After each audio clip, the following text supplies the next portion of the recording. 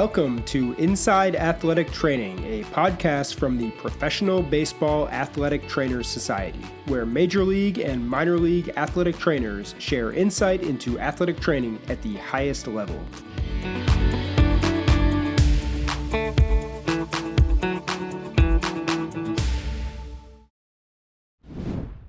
This week on Inside Athletic Training, we welcome in Brian Schulman, who enters his 13th year in the Oakland Athletics organization and his first season serving as the Director of Sports Medicine and Rehabilitation. Enjoy the show.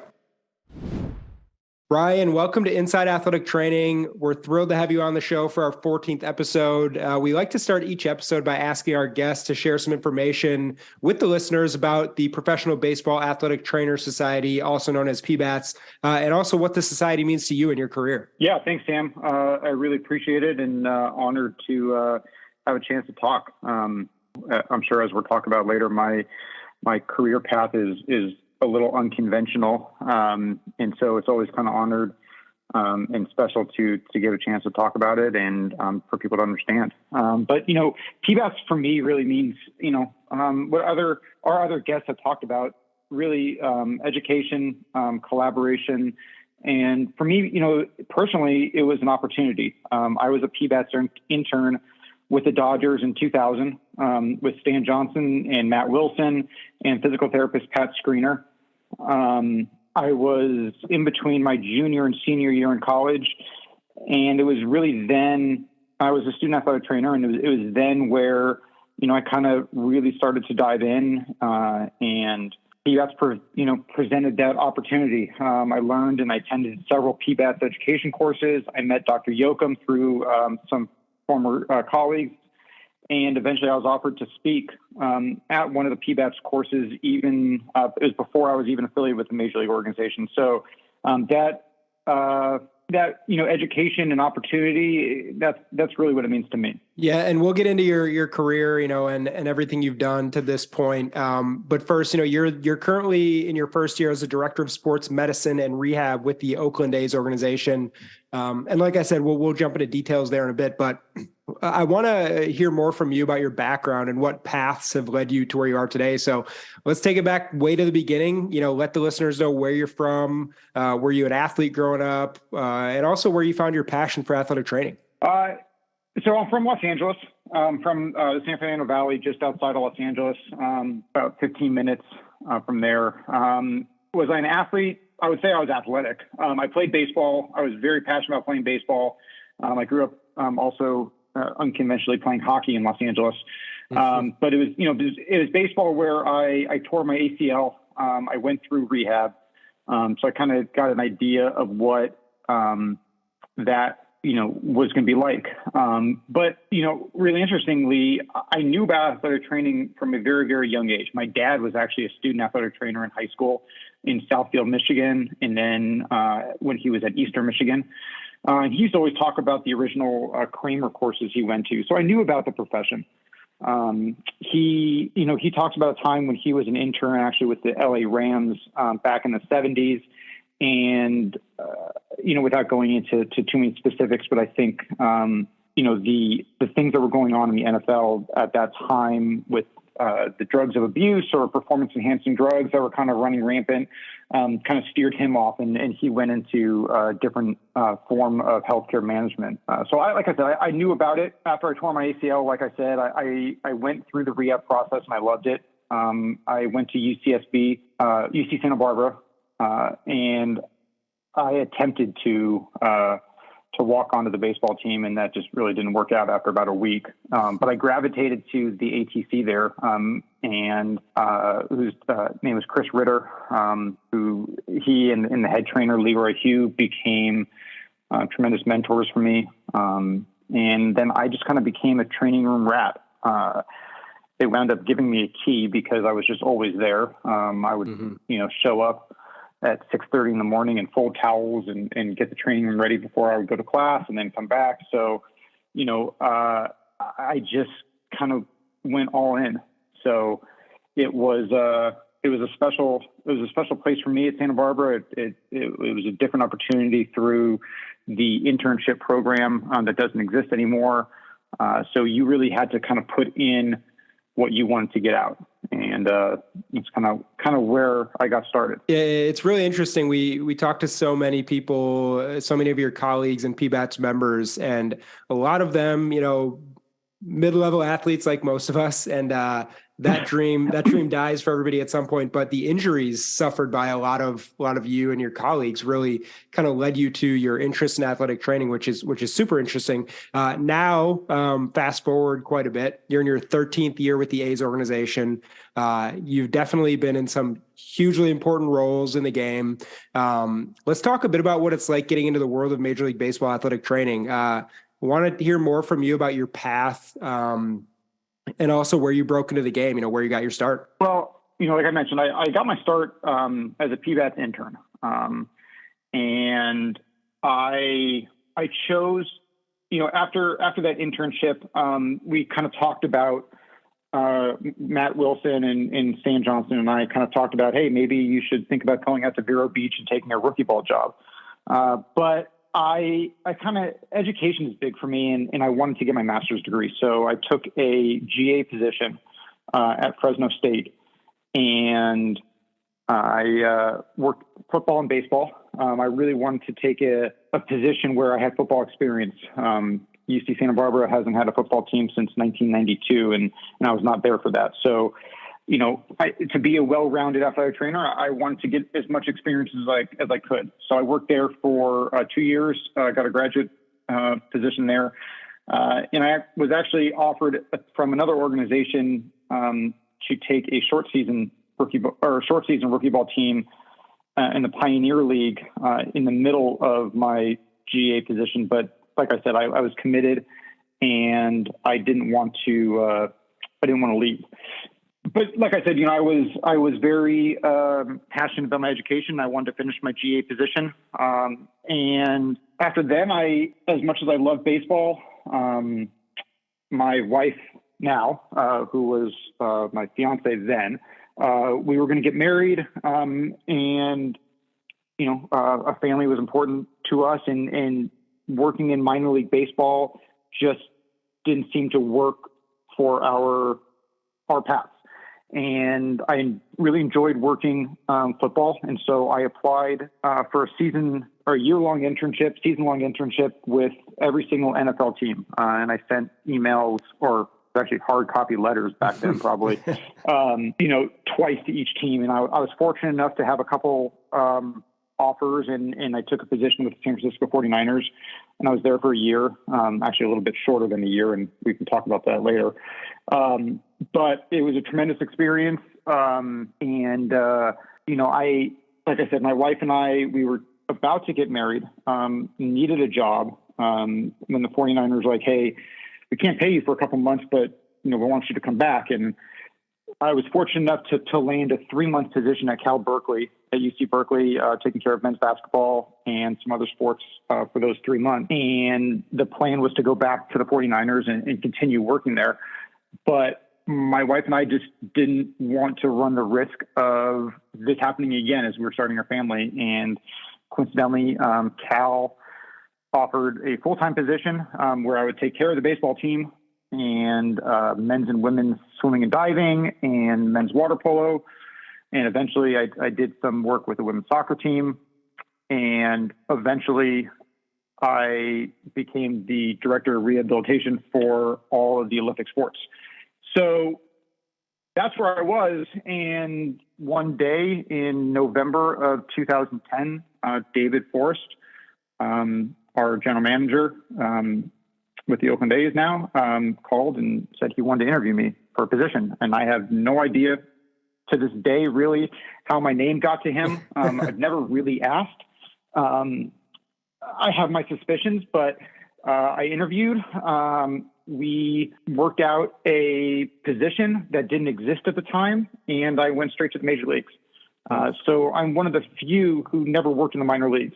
Do I think it was a disadvantage? At times, I do. There's some nuances that happen with the front office and rules about, IL or DL. Back then it was the DL, now the IL time, and communication and different things. But I think the experiences that I gained and all my other stops along the way really prepared me for my time with Oakland. I had a learning curve. I felt a pretty big advantage in terms of communication, being able to communicate properly with all different types of levels. When I was at the 49ers, I didn't really work with the front office, but I had to communicate, through the proper chains there, and then getting over to Cal Berkeley and having sometimes 3 or 4 teams that I was responsible for, and communicating properly with all the coaches.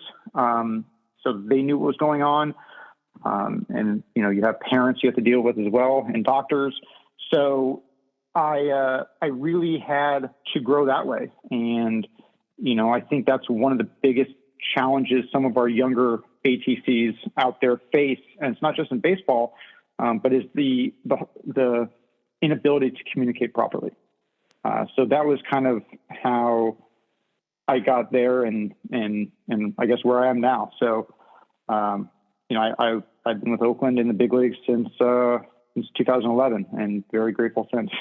Yeah, that's definitely a winding road, and different than a lot of people who go from, PBATS intern to minor league to AA, AAA, and so forth. But, the unique situations and experiences you've had, like you said, have prepared you for jumping straight to the major leagues, which is really cool. So now in the big leagues, this is your first year as director of sports medicine rehab with the Major League Club, really a huge role within the organization.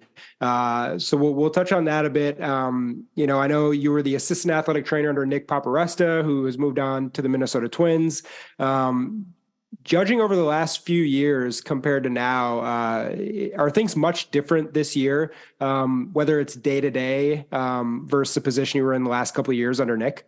Yeah, I mean, the position has changed for sure. But, Nick and I started in Oakland together in 2011. We were hired basically within a month of each other.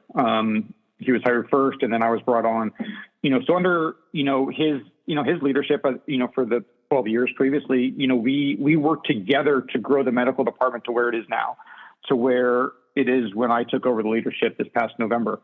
My previous 12 years, I was responsible for all the long-term and post-surgical rehab in the major leagues. I would stay back with the players when the team went on the road, and I would work everything from, traditional rehab modalities, soft tissue approaches, corrective and strengthening exercises, specific baseball activities for return to play, throwing programs. I would throw batting practice, hit fungos, the works. I was also primarily responsible for the coordination of the amateur draft medical review process. So I gained a lot of exposure working with our scouting department in our front office during that time. Now, shifted, it's changed. I don't have as much time to be invested in the long-term rehabs. We hired somebody. We were really fortunate to bring on Elliot Deal to take over my old role, excuse me. And, but I'm still involved quite a bit. I wanted to make sure that I didn't give that up. And, I'll credit PJ Mainville with the Cubs. He and I were just talking the other day, and, he summed up the director role pretty good. And that, I'm looking at the organization from like this bird's eye view now. So I'm helping Jeff Collins, who's our head athletic trainer in the major leagues, with the day-to-day operations in the major league. I try to unload his plate as much as I can, so he can just kind of focus on the day-to-day needs of the 26-man and the 40-man roster. I am giving guidance and perspective and another set of eyes to Nate Brooks, our minor league medical coordinator on the minor league medical side.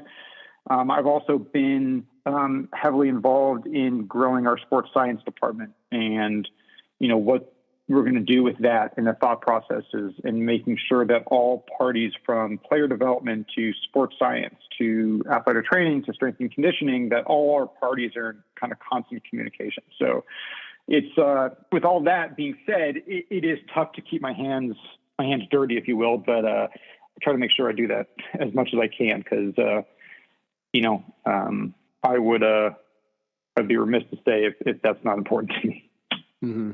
Yeah, and obviously everybody wants to continue doing, have their hands on players and working in their previous roles and their skill sets. But obviously, at a certain point, there's just not time with someone in your role. Speaking of different roles, I know you've worked in multiple sports, like you mentioned, from Fresno State to the 49ers to Major League Baseball. Can you talk a bit about the major similarities and also some differences when it comes to athletic training in the NFL versus Major League Baseball? I mean, yeah, the similarities is that, it's all about service. We are a service oriented profession. We're here to help. We're not there to be in the limelight. So it really doesn't matter what level you're working at, whether it's in high school, a corporate world, the NFL, Major League Baseball, or college. Our job as an athletic trainer is the health and safety of the athletes. Now when it comes to an injury is an injury. You can have a, gruesome dislocated ankle in football, just like you can have one in baseball. You can tear your UCL in football, as we know from the quarterback of the 49ers, just like we have plenty of UCL tears in baseball. You just might see some more often than others. Communication, like I mentioned earlier, is always paramount. In college, you have parents you have to deal with. In Major League Baseball and NFL, you have agents you have to deal with. Coaches are always going to be coaches. They need to be kept in the loop as much as anyone else. In Major League Baseball, we have the front office, and, that's another layer that has layers all the way down to the minor league staff members. So just communication is paramount. The differences really between football and baseball is the schedule. In football, you're preparing for one day. You're preparing for that one game, either, I guess now they're playing Thursday nights or Sundays, and then you start all over again 6 or 7 days later.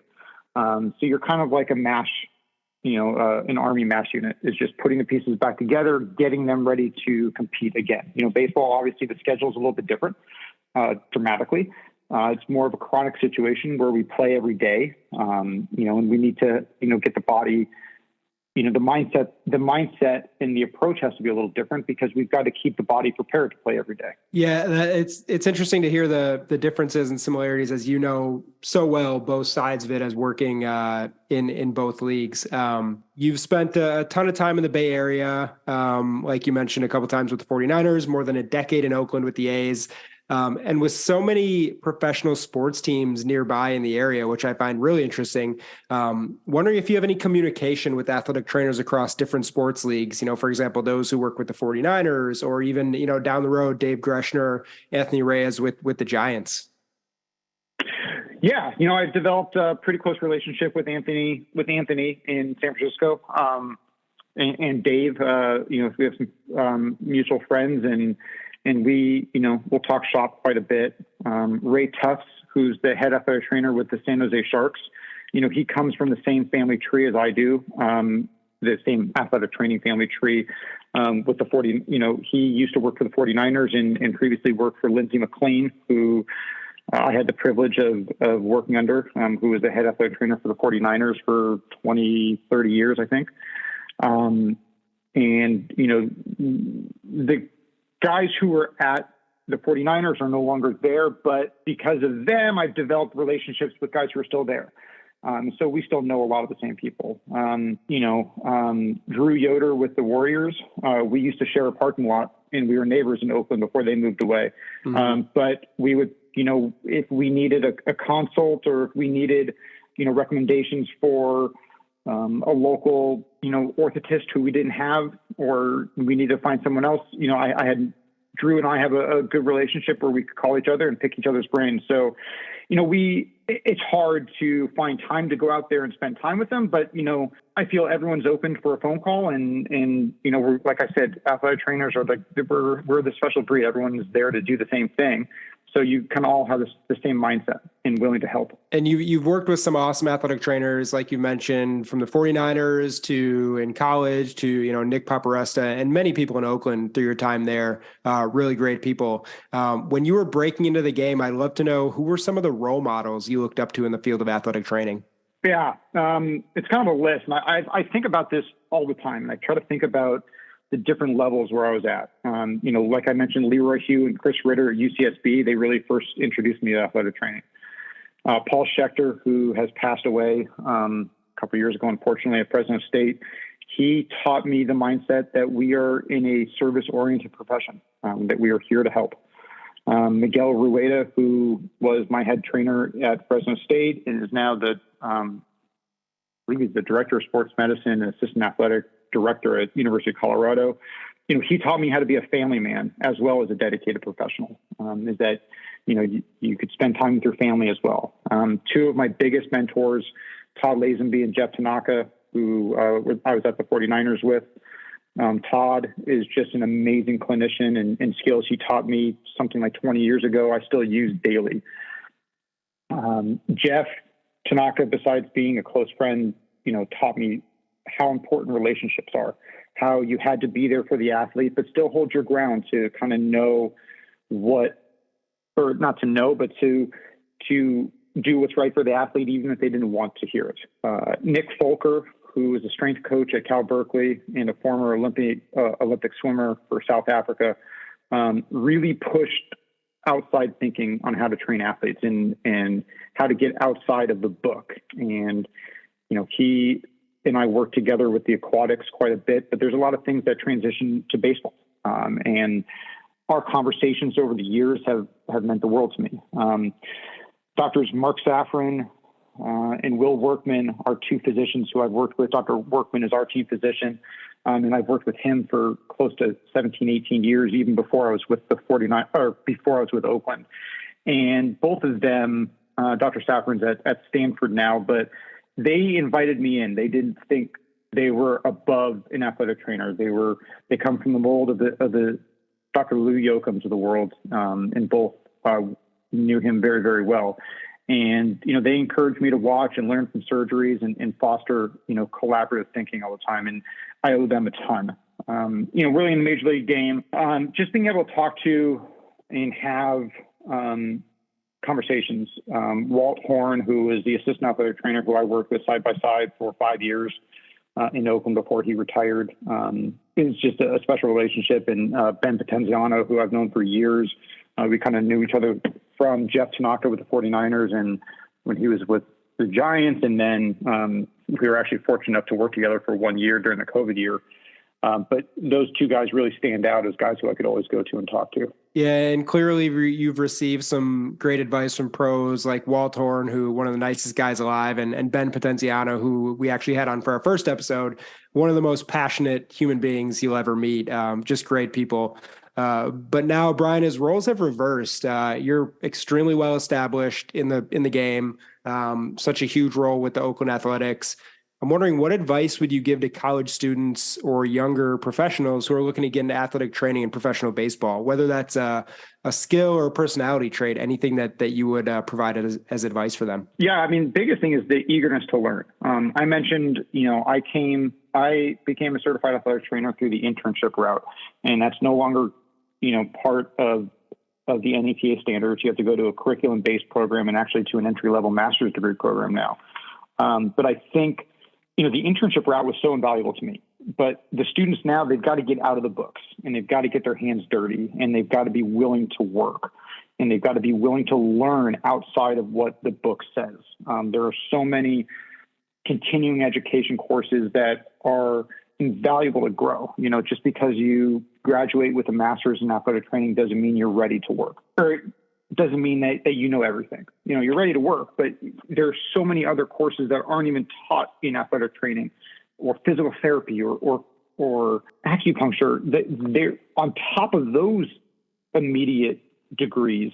There are so many other opportunities to learn. And that's just the biggest thing that I'm passionate about. And that I think, really needs to stand out for the younger generation. I don't like to use that word, but that are coming up.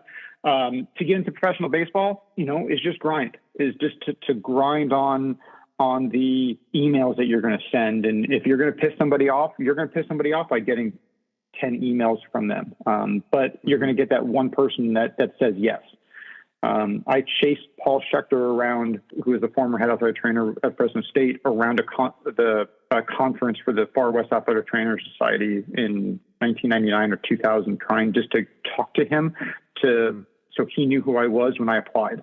And that can rub people the wrong way, and I get it. But for every person you rub the wrong way, there might be one person that really stands out to you. And that eagerness, I think, goes a long way. But you also have to be respectful of people's time and their day-to-day jobs too. And you mentioned a couple of times how important relationships are in this field and in the community of athletic training, which is quite small when you think about it compared to some other industries. Love to hear more about your relationship with the rest of your staff. I know this is the first year in your current role, and you have a new head athletic trainer in Jeff Collins, someone you've worked with for a long time. But talk a bit about your relationship with the major league staff and also how you work with the affiliates as well. We couldn't do what we're doing right now without Jeff. Jeff and I, besides working side by side as both assistants the past 5 years, he was the minor league medical coordinator when I was the director, or when I was the assistant trainer in charge of rehab. And we work side by side in the draft. We have a tremendous relationship. We share an office. We share an aisle on a plane. We're constant communication. He has some experience and knowledge that I have to lean on from time to time when he was in the minor leagues, and I need help understanding some things since, I was never there. I have some experience dealing with the front office that he didn't have to deal with previously. And so we lean on each other. In terms of, I work with the minor league staff, I check in with them periodically. I talk to Nate Brooks, our minor league medical coordinator, all the time, daily or every other day, just to, like I said, to be his eyes and ears and allow some different thought processes.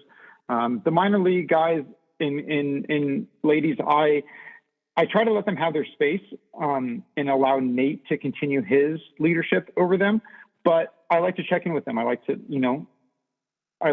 to know that are all in this together. I'll check in on some of the upper level prospects. I never know when David or Dan Feinstein is going to ask me a question, and it's always important to be prepared. But it's really just to make sure, to let them know if they need help or if they need anything that they can reach out to us. Yeah. And communication is clearly key. You mentioned that a couple of times, and that skill that you possess and many of your colleagues possess is a huge piece of what makes you successful in Major League Baseball. We talked a bit earlier about, communicating with the front office. Has that changed much with your new role with the Athletics in terms of how much you communicate with the front office in a director's role? Yeah, it changed because, there's definitely much more communication I have with them. I have a tremendous relationship with David Forrest, Dan Feinstein, Rob Neighborhouse, even Billy Bean, and even though Billy's not around so much, but there's constant communication. They call us, myself or Jeff or text both of us at the same time.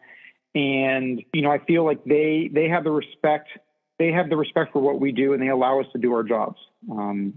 And in doing so, I have, the utmost respect for them. I owe David a ton for bringing me into this organization and this family. And I never really take that for granted. So, when they're calling to ask questions, there's always a thought process behind it. So, I always like to have a thoughtful answer for them. In terms of the day-to-day communication, it's everywhere from communicating with them about the major league staff that Jeff and I know about. He's always involved in anything that has to do with a 40-man player. Then there's the communication on the trickle-down effect to the minor league guys in terms of if a player, if we might be ILing, putting someone on the IL and they need to bring someone up, David might ask me to call and just double check and make sure all the reports that we're getting from that affiliate where that player's at, if they're correct, or if there's things that we need to know. It's communication with the player development staff and helping kind of foster some new thinking that way, and making sure that what they want to do from player development is in line with what we want to do from the medical and performance side, and that we're not double dipping. If the pitching coaches are having them, a player do all these exercises on the mound, we need to make sure we know so we don't do the same thing to the player. And vice versa. I want the pitching coaches or the hitting coaches to know what's going on in the athletic training room and what's going on in the strength and conditioning room. So we don't overwork a player. And so we're all kind of, for lack of a cliche, rowing the boat in the same direction. And you have that staff that you work together, and you mentioned Jeff Collins and Brad and Elliot and everyone who just makes things go and allow you to do your job as well. But shifting gears a bit to talk about building that staff. We have a lot of listeners who are athletic training students, young professionals looking to get into the game. So to provide a bit of advice and insight for them, when you and your staff are looking to make new hires for interns or other open positions, can you explain a bit about what you look for in a candidate, whether that's experience, their attitude, persistence, or any other character traits that are important to you guys in Oakland?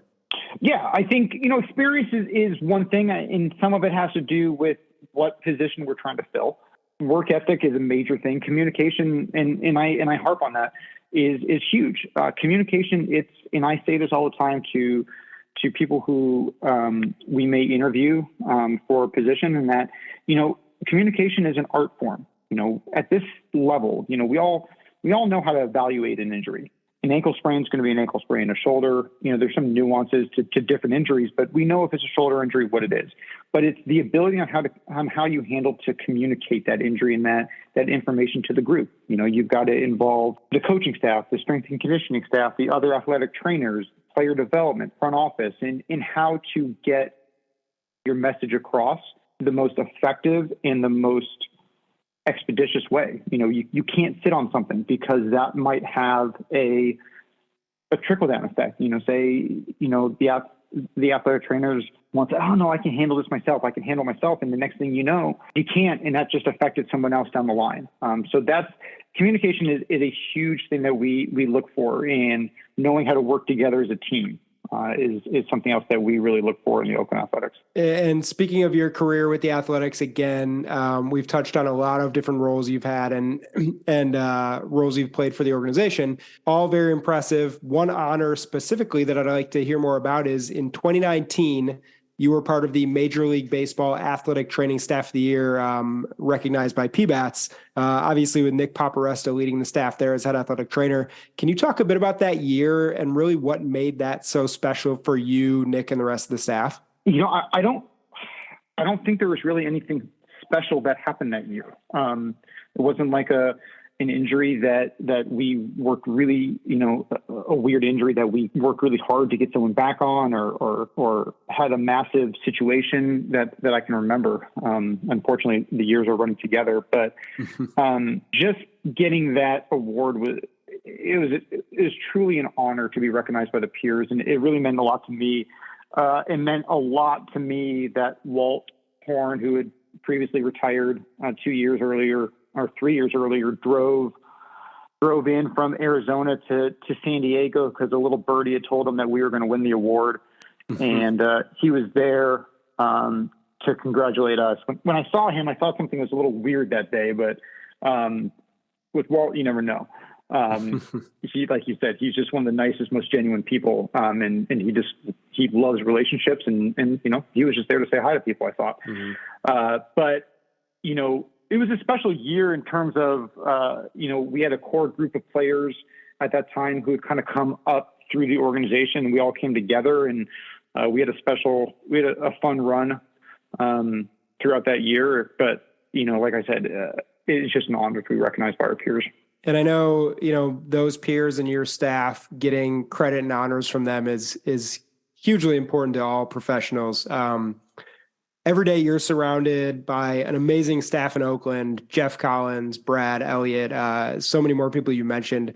But, those people play such a big part in you and your ability to do your job. So I want to give you some time to recognize those people, your staff, everyone involved in sports medicine in Oakland. So feel free to share as you see fit, any information or recognition for the people you get to work with every day. Yeah. I mean, I can't say enough about Jeff Collins.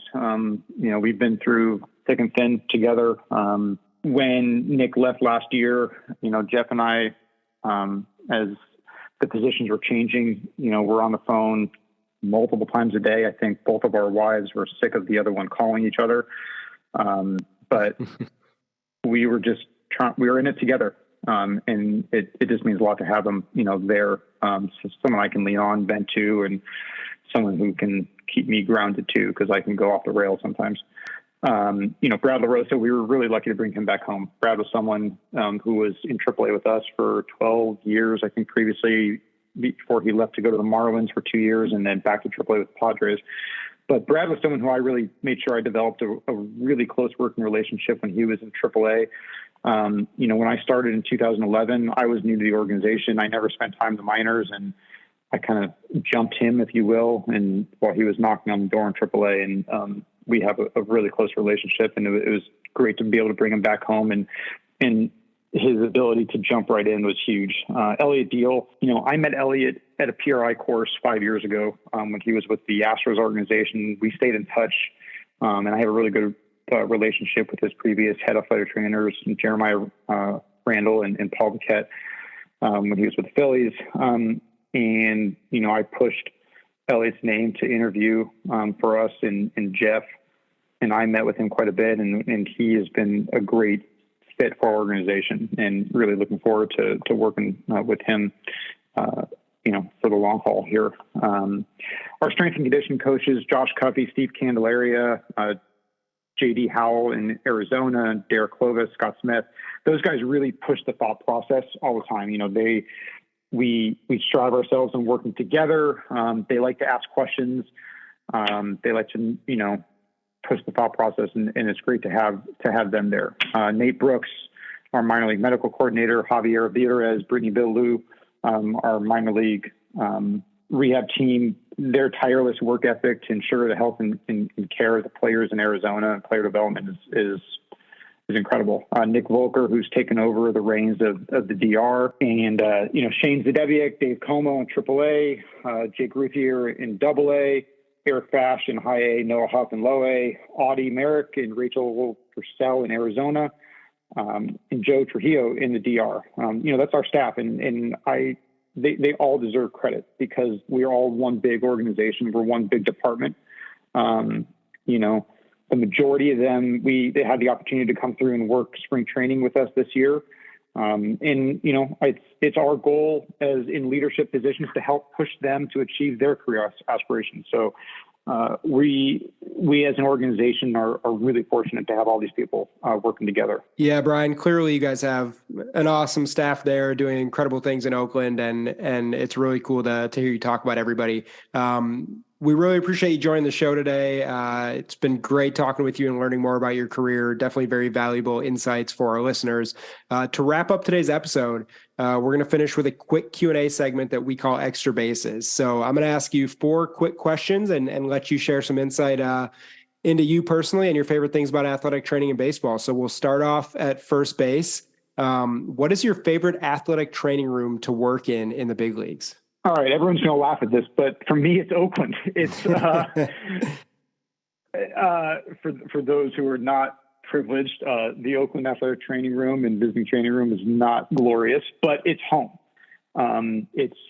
We've made major changes in the 13 years I've been here, and we've grown space, and I take a lot of pride in that. Aside from that, Tampa Bay. Those guys do a tremendous job. The space is incredible to work in. Tank and his crew do just an awesome job. I've heard other guests say Atlanta. I have yet to go to Atlanta, but we'll go there next year, and I look forward to seeing what everyone's talking about. Yeah, absolutely. Definitely getting a lot of love from Atlanta, but love to hear you shout out the home team in Oakland there. One of the things I find most interesting about the athletic training profession is you guys have a front row seat to some of the greatest baseball in the world. And you're not a coach, you are not a player, you're really one of the select few that's in that dugout. So what is your favorite MLB stadium to watch a game from the dugout? For me, it's Dodger Stadium. It's where I grew up. I grew up going to Dodger games as a kid. It's where I got my first start in Major League Baseball as an intern. I've been fortunate actually to watch games from both dugouts. We've been a visiting team and on the visiting side. And then during the COVID year in 2020, that was our home clubhouse for a round of the playoffs. And so we were there for gosh, it felt like an eternity, but I think it was 6 days, 6 days. And we actually were on the home side. So it was actually really neat to see the changes from where I first watched a game in the dugout in 2000 to 20 years later in 2022 or in 2020 from that dugout. And besides that, sitting in the dugout in Fenway Park is just, it's really special. It's just that history of the game it's special to be in that dugout. Yeah, I don't think anyone would argue with you about Fenway Park. A lot of our guests have said just the history and being in the middle of the city there is something you can't replicate. So moving on to third base, you guys travel so much. You're on the road, 80 plus, however many days per season. What's your favorite city to visit when you're on the road? I love to get out for a morning run every day. And so I love running in Boston on the Charles, Chicago on Lake Michigan, Seattle around the Sound. Those are three of my favorite cities to kind of go visit. Yeah, we've had a couple of people say the lakefront in Chicago is something they really enjoy, and you really can't beat it in the summer. Luckily, you guys get to go there when it's nice and warm for the most part. Moving on to home plate, the last question for today. We've had a lot of interesting answers, and everyone's had their own experience coming up in the big leagues. But did you have a welcome to Major League Baseball moment at some point during one of the first years in your career as an athletic trainer? Opening day in 2011 was really special. You run the line, you get announced, and that's special. It was special that my wife and son, I guess only one at the time, was there in the stands. And my wife has been such a huge support system for me in my career and the sacrifices that she's made. So, I think that day was just really special for both of us. And I think the next really time I think about was, like I said, I stayed back with the rehabs. And when the team was gone and I was on the field with no one else around playing, working on a throwing program with one of our players and kind of just taking the surroundings, I kind of remember that day pretty clear. Yeah, really, really awesome. I know a lot of people's moments that we hear about are their first time running out onto that line, and it kind of takes you back to when you were a player as a kid and back to the glory days, which is really awesome, just in a Major League Baseball stadium. So, well, Brian, thanks so much for joining the show. We really appreciate your time, all your effort and dedication to PBATS and the profession of athletic training. And we wish you and your entire staff nothing but the best of luck this upcoming season. Thanks, Dan. Thanks again, for the honor to do this and for all your hard work and tireless efforts that you've helped with the organization. And that wraps up this episode. Thank you for listening to Inside Athletic Training, a podcast from the Professional Baseball Athletic Trainers Society, a show for athletic training students, educators, and professionals who want to learn more about life as an athletic trainer in Major and Minor League Baseball. If you've enjoyed the show, head over to pbats.com to gain access to other free resources. And don't forget to subscribe, rate, and review wherever you get your podcasts. Until next time, thanks again for listening.